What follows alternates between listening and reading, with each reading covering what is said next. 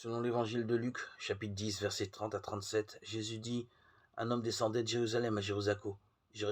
Il tomba aux mains de brigands qui, après l'avoir dépouillé et accablé de coups, s'en allèrent, le laissant à demi-mort. Or, fortuitement, un chef religieux descendait par ce chemin-là, et le voyant passa de l'autre côté, de même aussi un lévite.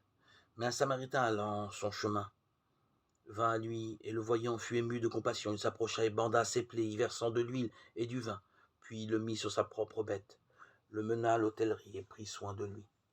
Le lendemain, en s'en allant, il tira 2 pièces d'argent, les donna à l'hôtelier et dit: prends soin de lui, et ce que tu dépenseras de plus, moi à mon retour je te le rendrai.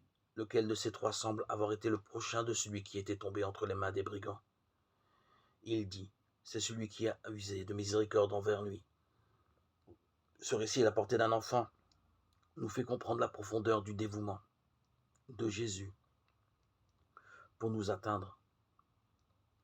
De la même manière, il veut s'approcher de chacun de nous, être notre prochain, toujours vivant. Jésus vient vers nous, non par hasard, mais comme quelqu'un qui, avec amour, nous cherche pour nous délivrer moralement. Il le fait aujourd'hui par le moyen de l'Évangile, la parole de Dieu qui a la puissance de sauver nos âmes. Jacques 1, 21.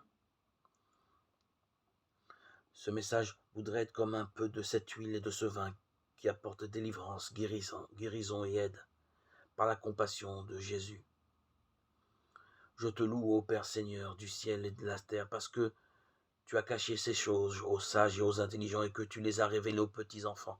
Oui, Père, car c'est ce que tu as trouvé bon devant toi. Luc 10, 21.